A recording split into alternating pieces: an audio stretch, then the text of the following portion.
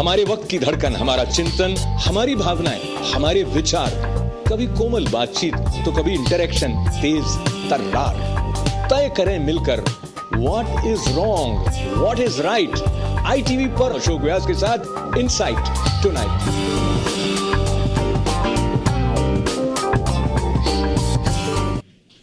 नमस्कार, मैं अशोक व्यास। कार्यक्रम इनसाइट टुनाइट विद अशोक व्यास में आपका स्वागत है। और इस सोमवार की विशेष बात यह है कि आज हमारे अतिथियों में एक अतिथि ऐसे हैं जो फ्रांस से संबंध रखते हैं पर भारत से इतना प्रेम करते रहे हैं कि न केवल वो भारत में बस गए, he also wrote many articles for different newspapers, has written tremendously impressive, well-received books, be it The Guru of Joy or Rewriting History of India, Francois Gauthier. First of all, let me have the pleasure of welcoming you, sir, to our studio. And you have also been instrumental in founding an organization, Fact India. And what is this? We will talk down the line as we move towards other areas of this show, but let me have the pleasure of welcoming someone who is closely observing what is happening in India with his special understanding of how economy moves. Rajiv Kaul, swagat hai aapka. Thank you. We are excited that the new government is very openly communicating about its day-to-day happening in India. Social media has been very close strategic tool for Narendra Modi's campaign before he became Prime Minister, and even after that he has not stopped tweeting, conveying what happened, who did he meet. And recently, while addressing new members of parliament from Bharatiya Janata Party, he also gave them some advice about why they should be careful in making use of social media. So everything you are doing is being noticed and probably it's being recorded, and if it is not on the track, it may be something that would come and haunt you. How Congress worked in terms of its understanding of secularism. There was a reference by previous Defense Minister Anthony recently where he shared the need to re-evaluate how Congress has approached secularism, and this was underlined by Advani, Lal Krishna Advani ji, while addressing these MPs, and he said that Bharatiya Janata Party is vindicated. We thought of talking about secularism and Modi Sarkar with two different perspectives today. So let me open the forum by trying to understand how, coming from France, living in India, the term secularism was understood as a journalist by Francois. So secularism in the French way is, that everybody is equal, égalité, fraternité, everybody is equal, in front of the law. What I saw in India is that secularism as practiced by the Congress was pitting, Hindus against Muslims, Dalits against Brahmins for the purpose of getting votes, because democracy in Indians are very proud of the democracy, but my feeling is that democracy in India has been hijacked, that there is an inferiority complex that makes Indians think that they have to be more Democrats than the Democrats, more British than the British. And as a result, there's been a hijack of democracy and secularism in India. That's my humble opinion. So he is very forceful in saying that secularism hijacked democracy, hijacked. We may not accept, but it is worth evaluating or analyzing what he just said. So, Rajiv, from your point of view, how much would you find yourself in agreement with Francois? I think I'm in total agreement with Francois just said. If you see, India started on this journey about 60 years ago, And I think that our framers of the Constitution had it right when they made our country a secular nation. But the way that secularism has been practiced by the politicians in India for the last 60 years, it is not secularism at all. What they have done, actually, you may have seen in India recently that the Maharashtra government, right before the polls, has come out with another reservation in the name of for Marathas and Muslims. Marathas and Muslims. And it is, our constitution strictly prohibits reservation in the name of religion, but they are still continuing with the same policy of divide and conquer. Hopefully, Indian electorate has understood their mechanism and their game plan, and they understand that this policy is not going to work anymore. In fact, I watched a show on NDTV the other day, and I saw a lot of Muslims on the show actually panning this policy of Congress coming out with this reservation policy right before the elections. So I hope Indians have matured and Indians have understood what real secularism is all about, and hopefully these are the days of past rather than future. So secularism, past, future, present. Staying with present, going back to Francois, you wrote something about Indianizing education in India. And in that article, you also mentioned that this will be a challenge for the next human resource minister. And now you have Smriti Irani taking care of that portfolio. What are your expectations from what you have learned about her? See, the greatest brain drain in the world ever, I think the greatest brain drain in the world ever is that from Indians going abroad to the UK. 40% of Indian doctors are for Indian origin. Going to the US, I think 60% of IT engineers in the Bay Area have Indian origin.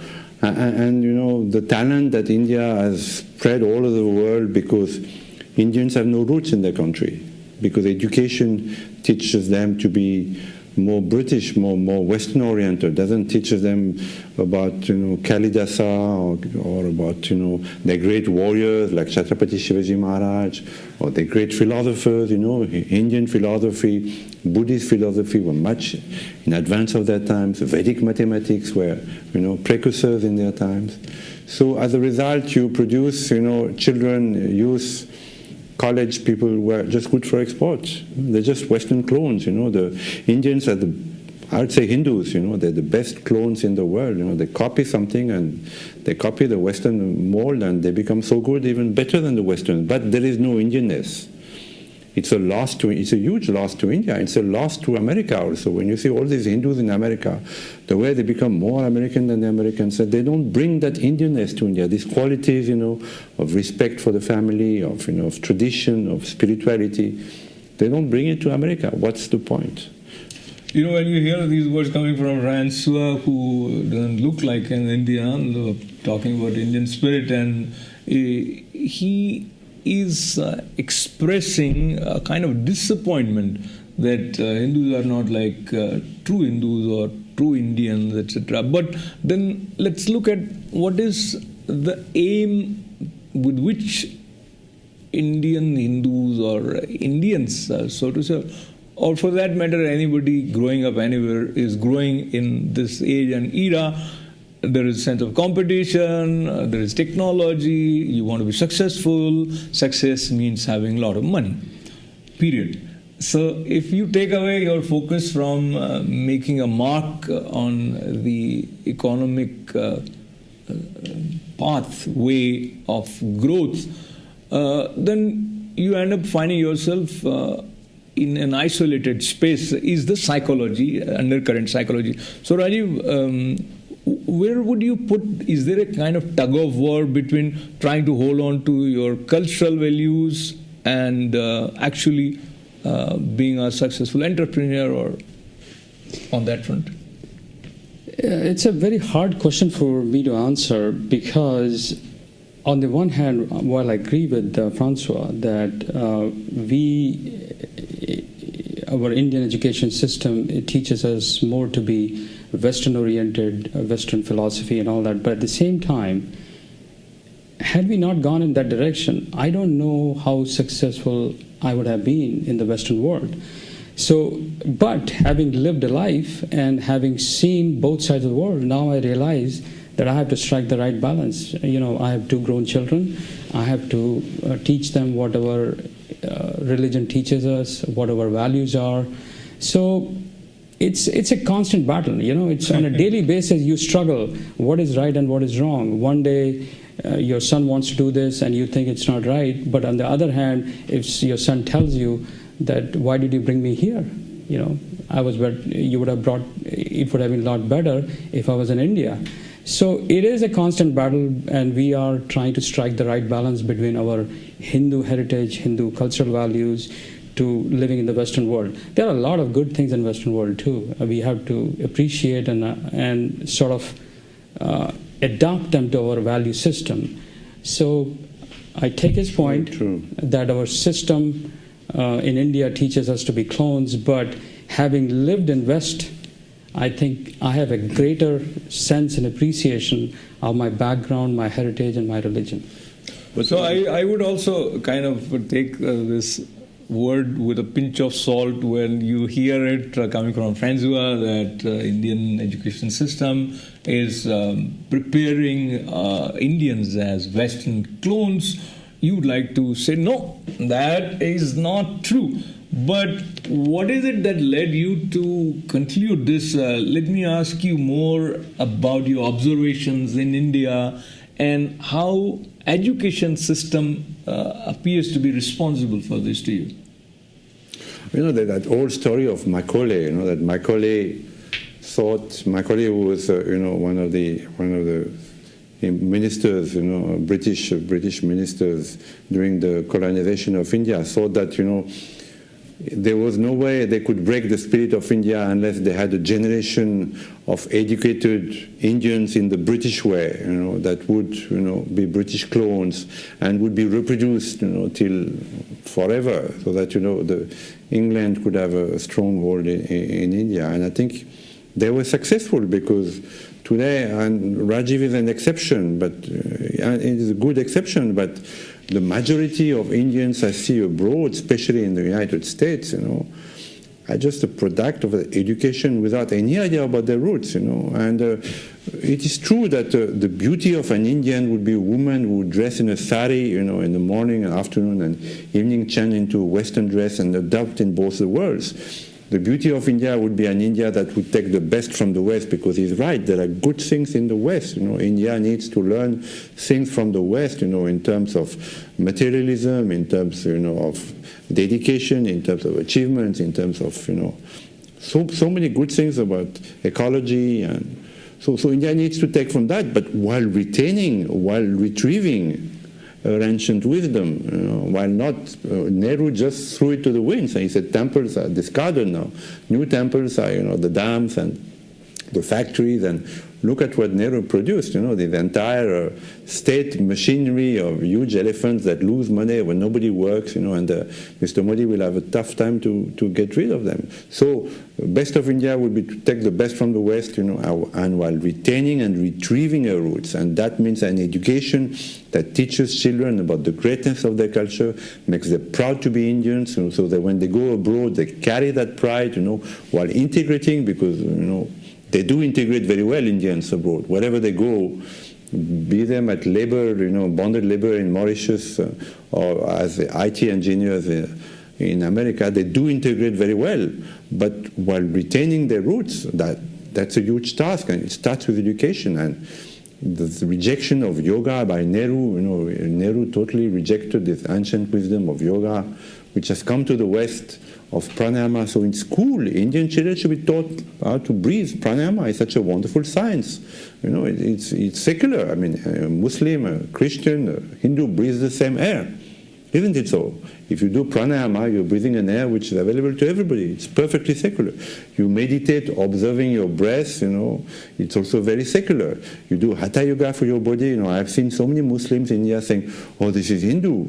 But it's the body, whether you're Hindu or Christian. So Hatha Yoga, Pranayama, the science of Ayurveda, the oldest medical science in the world still in practice, they should be taught in school. They should be compulsory.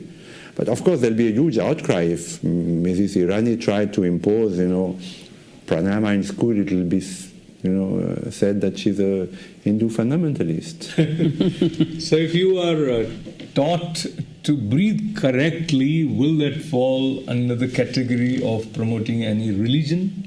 That is a question which Francois has raised, and we'll talk about this as well as some other relevant questions right after this break. Stay with us.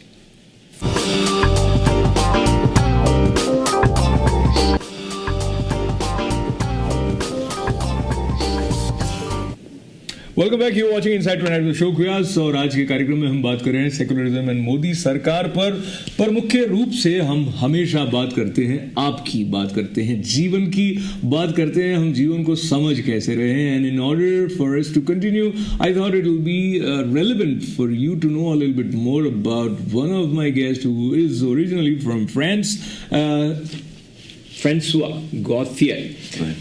He has written over 16 books, and some of the titles I wanted to share. One is A Western Journalist on India, another India's Self-Denial. One is Sri Ravi Shankar, Guru of Joy, and his latest one, after A New History of India, which was published in 2008. The recent one is History of India as It Happened.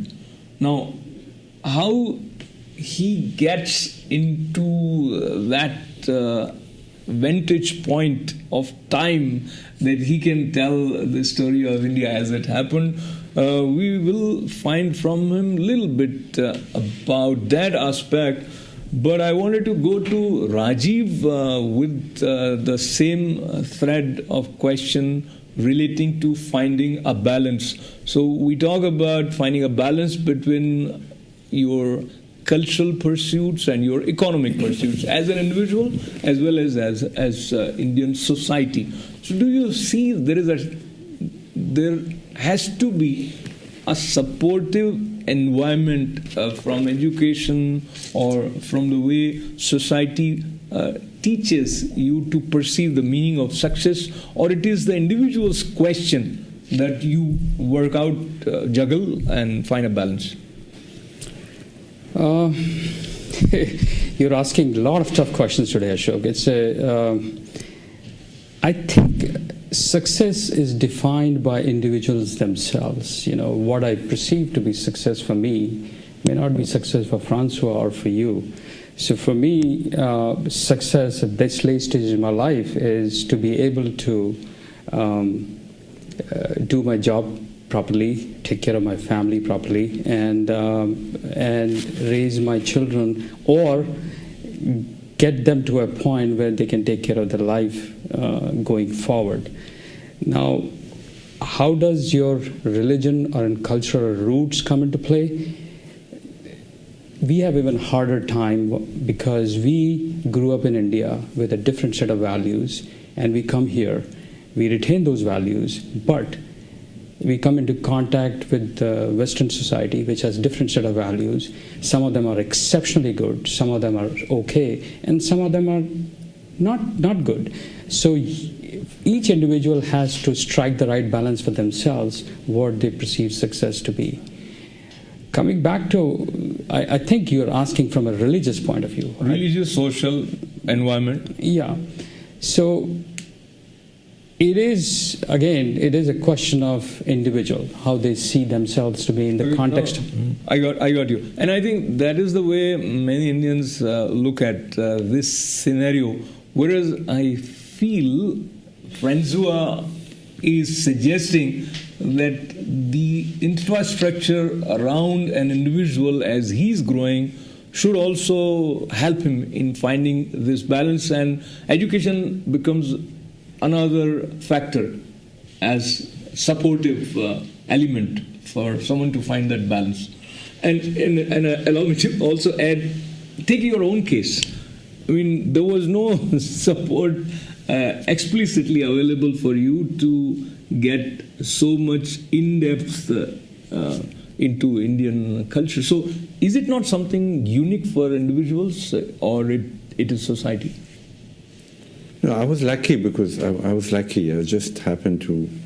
Most journalists stay in Delhi, and Delhi is like a big bubble, where all the diplomats and journalists meet, and the same ideas move around, and they travel, by flight and stay 3-4 days in 5-star hotels. So journalists never get to see India. I first came to Pondicherry, and I met the mother. I read Sri Ravi Shankar. I spent a few years in the ashram. And then I started doing journalism. So my input was, and I started journalism in the villages, the villages of Tamil Nadu and Kerala. And there I discovered that the goodness, the genius of Indian people is there in the villages, not in Delhi. It's that acceptance, that tolerance of the Hindus. I mean, we call them the Hindus, but actually they are very ancient people. That tolerance is in the genes of people, that makes them, they can go to a church, they can go to a mosque, they can recognize God in, everywhere. So it's there in the villages of India that my second input came, and that shaped my entire political outlook.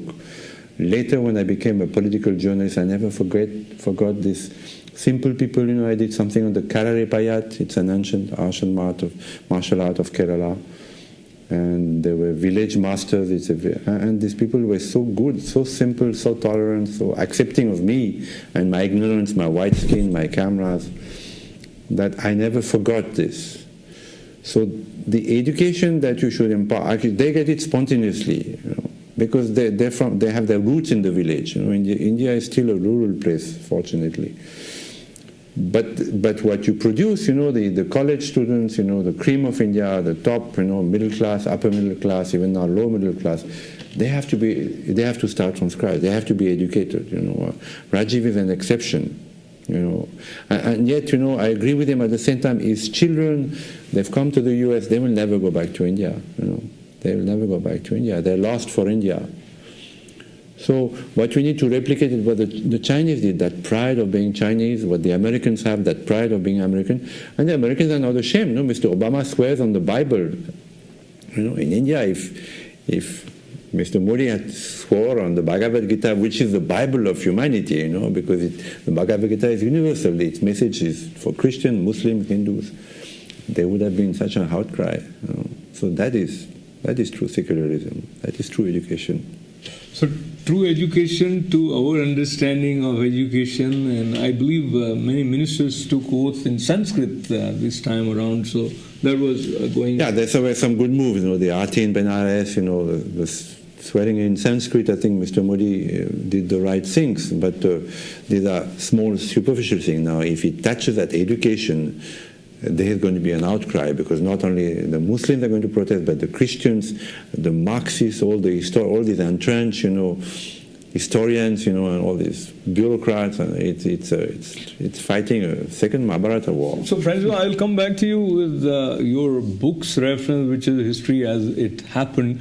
But I want to go to Rajiv. As you were growing up a student in school and college, and whatever his history was being taught, one thing, many times, if you say something in this fashion, you probably are considered rightist or leftist and those kind of labels. But objectively speaking, is it possible to study history objectively? And in your case, compare with your understanding as you started becoming aware about India from a different point of view, maybe through internet or maybe through other interactions. Ever you felt that what was taught to me at school was probably incomplete, or it was tilted towards something? Well, when you're a child and you're reading textbooks, history textbooks, social studies textbook, you really don't comprehend the context behind those history books. But as you grow older in life and you understand life a little more and history a little more, and you start to develop in the past of the country, and you start to read and dig deeper, you realize that the history, what we were taught in the school and colleges in India, was, if not biased, it was not complete. It was only presenting one side or one point of view. I mean, I was talking to a friend of mine, and he told me something. He's not a Hindu. He told me something in an informal setting. He said, Hinduism is the glue which binds India together. And it stuck with me. I mean, what do I have in common with a South Indian Brahmin? I don't speak the same language. I don't eat the same food. I don't eat, my social settings are entirely different. Hinduism is the glue which binds the India together for even non-Hindus. So we have to understand and look at the history from that point of view. It is, for most people at the subconscious level, it's not in the history books, and some of it is twisted by the Marxist historians and so-called secular historians. So it is, as Francois rightly said, if Mr. Modi decides to get deep into this, it's going to be a huge battle, and maybe 3 or 4 Mahabharata wars have to be fought before this is corrected. So things are not as simple as one would want them to be at times, and we see you on the screen, Rajiv. Oh, okay. So with the smile that you have as we move, movement is essential, and while we try to move from one kind of understanding to another kind of understanding with the help of a book. So do you see, as your book's title promises, History of India as it happened, Francois, is there something totally different, new that you are bringing to the table? And if so, then is it authentic? Yes. For instance, the entire foundation of the history of India is based on the Aryan invasion. That some white people coming from Russia, coming from the Ural, came to India, conquered India, subjugated the Dravidians, the original inhabitants of India, and the tribals, imposed upon them, the caste system, the Hindu religion. Now, the last 10 years, there's so many discoveries that show that it never happened. It has never happened. Even people like Romila Thapar, who've been propagating that theory for so long, or Mr. Witzel in the US, are stepping back and saying it may not have happened. And yet, in every history book, be it Indian or be it American, it starts with the Aryan invasion theory, which has pitted, it divided India like anything, North against South, Dravidians against Aryans, darker people against white people, Brahmins against Dalits, and today it's still being used by politicians. I was recently in Maharashtra doing a feature on the Walis. The Walis they're a very ancient tribe, and they use rice powder to paint on cow dung and on the walls. Now they're becoming a little famous artists. I was doing a feature on them. And today the missionaries go to them and they still say, you are not Hindus, you are the original inhabitants of India. The Hindus conquered you. You're not a Hindu, convert. And they do convert. So unless you rewrite Indian history, and there are many now theories and there are many discoveries that show that it never happened. This in itself is a huge step forward. So a step forward with total commitment towards the nation is probably important for all the citizens of that particular nation, and especially referring to India, referring to Bharat. Vande Mataram is very important song, but there are people who in India, even in Indian Parliament, have objected to the use of this term Vande Mataram.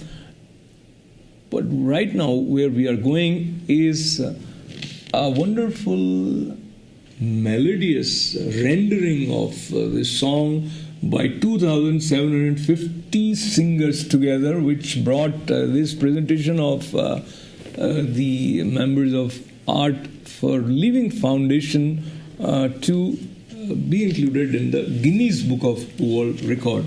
And as I mentioned, our guest Francois has written the book Sri Ravi Shankar, The Guru of Joy. So we'll talk a little bit about that book today too, and let's take a look at this song.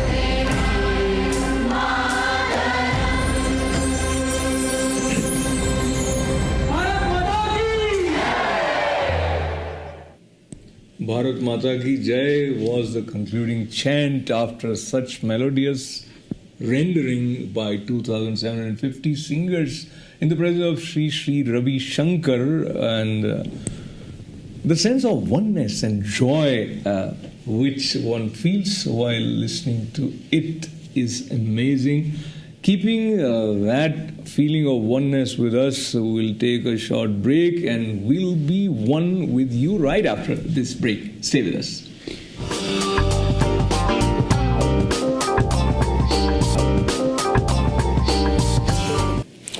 Welcome back, you watching inside tonight with Ashok Vyas. और break के पहले हमने सुना सुंदर प्रस्तुति जिस तरह हुई वंदे मातरम की, and there we also spotted Shankar Mahadevan, who is known as one of the leading singers and musician from Bollywood.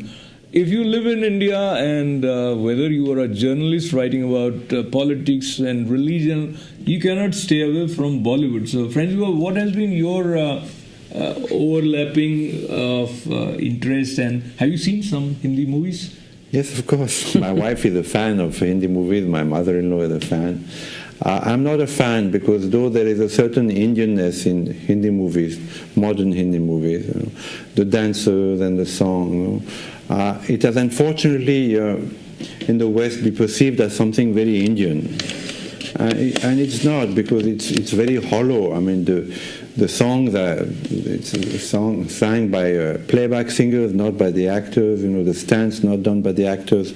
Most of the actors are children of actors or children of politicians. There is no really acting like in the US. You see how, you know, actors spend many years, you know, learning into drama schools, you know, how to act. There is no real acting history behind Bollywood, and also it propagates an image of India which is not always the image of India that I like, and it's very, very unfortunate that Bollywood has taken such a front place, you know, in the image that India has, because it doesn't represent India. So I think that's a very important point, and he wants to see India represented correctly, and he feels that Bollywood is not doing that job. Let me see what our viewers think about it. Hello, ITV Live. Hi, how are you? Very good, sir. How are you? Fine, thank you. Wonderful. So, congratulations to Francois. Congratulations. Yes, thank you very much. Thank you. And why is this congratulation being extended for him? Very keen observation of Hinduism. But I owe a lot to India. It's not that I'm giving anything. I'm not Mother Teresa or Sonia Gandhi. And he contacted with the spiritual leaders.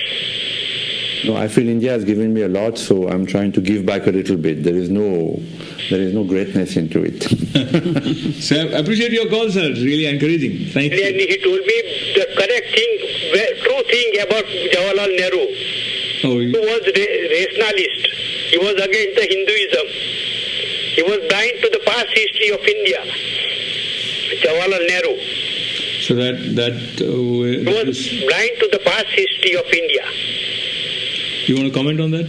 Yes, I said that I think Nehru is the inheritance of Nehru is going to be, very, very heavy and very difficult to get rid of, because what he has instituted, the education, the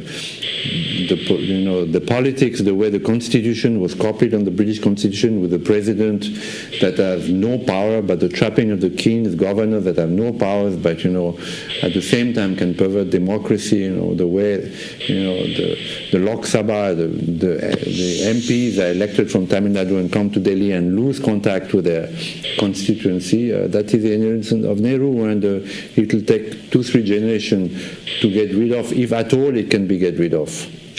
What Francois is saying, and probably something that resonated with our viewer who just has called and is online with us, may not sit well with many people who grew up looking at Chacha Nehru's picture image with rose in his achkan, and many people feel that he is the architect of modern India. There are many good things about India which are credited to Pandit Jawaharlal Nehru. Rajiv ji, would you agree with me a little bit on that?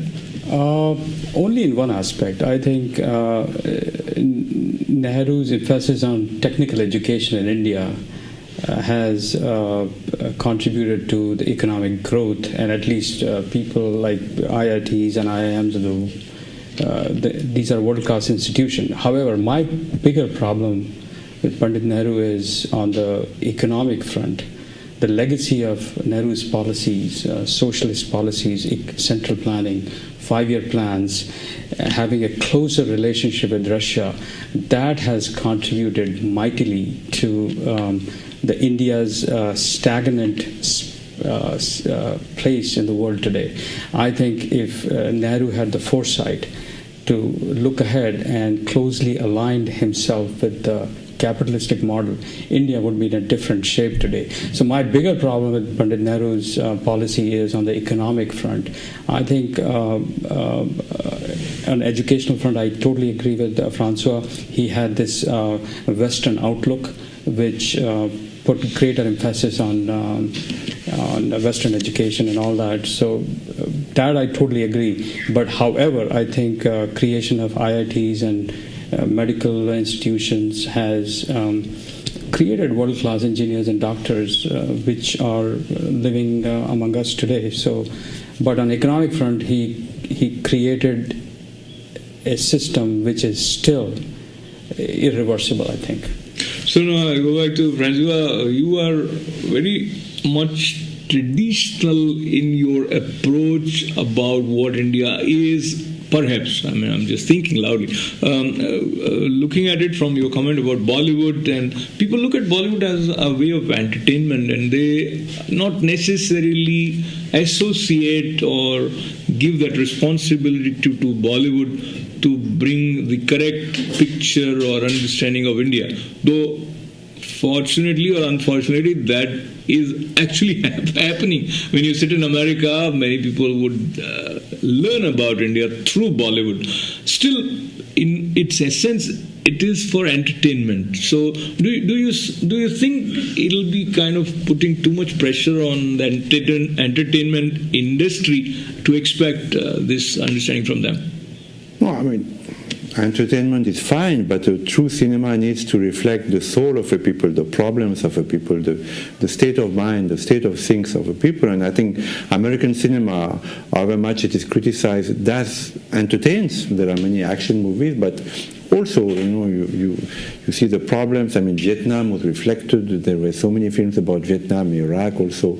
There are films. So there is an introspection in the American cinema, which is not there in India. It's only Bollywood. And Bollywood reflects nothing. It's just about, superficiality. So let me come back to you with another angle. A lot of film actors have joined politics, and this year, this time around also, we have many members of parliaments who are very successful Bollywood actors. Recently, a member of parliament, Hema Malini, who won from Vrindavan Mathura, she was here performing dance Durga. Yes, I heard that. Yes, so from this, how you see the possibility of these film actors becoming successful politicians, and you have seen Vinod Khanna, Shatrughan Sinha reaching up to becoming cabinet ministers earlier. Yeah, I mean, she may be an exception, Hema Malini, and so is Vinod Khanna. They're intellectual peoples, and they have a hold on their roots and on their culture, but I don't think it's true of many others. But they don't make good politicians. I have never heard of Bollywood actors becoming good politicians. There was at some point that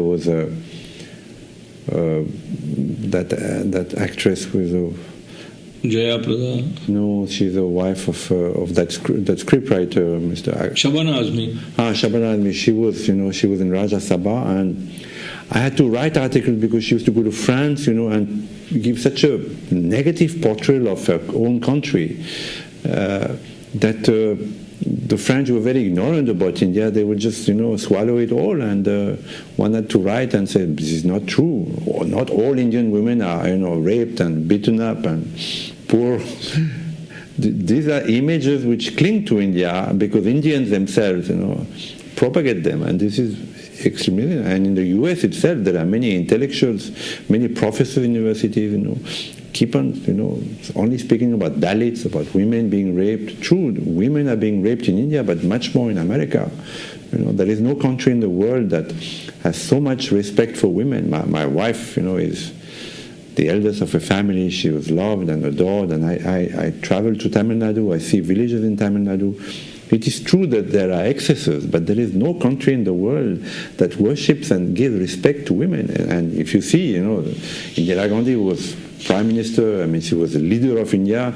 America hasn't had one. She was there in the 60s. She ruled with an iron hand. We spoke about Benazir Bhutto. I have interviewed Benazir Bhutto, and she was sitting on the desk, and there were 20 men, just standing bow down in an Islamic country, machist country. So the tradition of the Shakti, of the respect for Indian women is strong in India. It is there. That allowed Sonia Gandhi, just a simple MP, she ruled India for 10 years, like an empress. This is amazing. It would not happen anywhere else in the world. Not in my country for sure, that a woman who was a simple MP and the leader of a particular party was more powerful than their own prime minister. And her word was final. She said something, it was final. This is amazing. It's also respect for women. It's also because of that. She took advantage of that shamelessly. It's also that respect that the Indians have for women. So now, Francois is such a creative person, it's very difficult to discern through what he's saying, whether he's appreciating or actually criticizing at times with respect to women, when he brings in Shahbaz Azmi or Sonia Gandhi. So in general, switching back to the role of Bollywood actors in politics, and now we see there are many well-known faces of Bollywood as members of parliament. Do you agree with them that it's very less likely to see them doing their job as politicians successfully? Well, he's probably more current about India than all of us here, because we are living here. And he's observing Indian politics much more closely. But my view is they are human beings like all of us, and probably someday in the future one of them will come along and become a good politician. I think Hema Malini, as you rightly said, is an exception, but most of them have turned out to be not that great a politician. I have hopes from Paresh Rawal, Kiran Kher, and all these. They sound quite intellectual in their interviews, even though they are talking about films. But and of course there are many more names.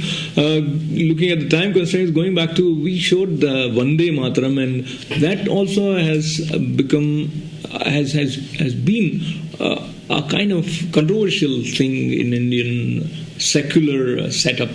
Your observation? Vande Mataram basically worships Mother India. Just say that India is like a mother. There is nothing wrong with that.